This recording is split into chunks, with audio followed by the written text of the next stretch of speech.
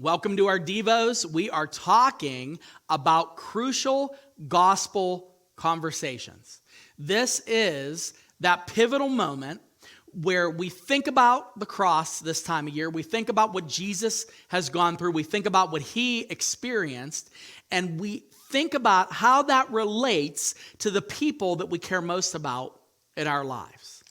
Now, we can separate the subject for a moment. Let's just say, okay, we don't want to keep talking about sharing our faith, and we're going to, because that's the subject for the entire week. But let's say, what are we commanded to do here? Specifically, one thing that is consistent that we have to keep in mind, no matter what is happening, no matter what's going on in your life, no matter what your situation is, we are commanded to talk about the Lord's work.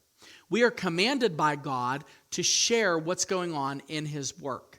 And the greatest work that the Lord has done in our lives is not the pay raise, it's not the job opportunity, it's not that our debts are paid. It's the fact that Jesus died and rose again and offers us forgiveness. That's the greatest work that we can celebrate, that we can testify about.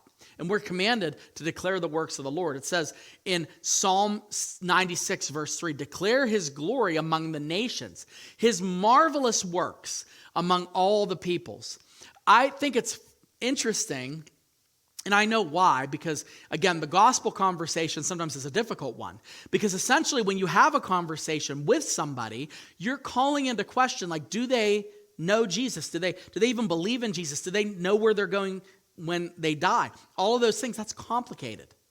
But we're commanded to share the works of the Lord. None of us have a problem posting on social media a picture of a sunset and be like, oh, look at what the Lord has done. Or showing a picture of you and your family in a newly built home in your family room, and you're huddled along around a fireplace and you're just enjoying, this is all the great works of the Lord. I want to thank God. Here's what you want to post. Post the picture of a bloody cross and an empty tomb, and declare to the nations the work of the Lord. Because the redemptive work of Jesus Christ is a work of God that I am certain throughout eternity when we see him, we are never going to tire of what Jesus truly did for us so that we can be in his presence for all eternity. Our weak, sin-filled, world-soaked minds grow frail, but when we see Jesus, I believe that we are going to sing, we're going to cheer, we are going to rejoice about his redemptive work throughout all of eternity. There's a part of the song that we sing in worship. It's called So Will I. And I think the subtitle is 1 billion times. And there's all the newer worship music, the lyrics are kind of long, so just bear with me. I'm going to butcher it. Pastor Jason's not going to like it. But there's a part that it chokes me up when I hear it every time. And it's talking about eternity. And there's this moment where he's talking about singing praises to God, and he says, if the sound of all of our praises still falls shy, I will sing again 100 billion times. Meaning, as we are in heaven, we could sing, we could literally talk about the salvation of God for eternity. It's not going to be enough.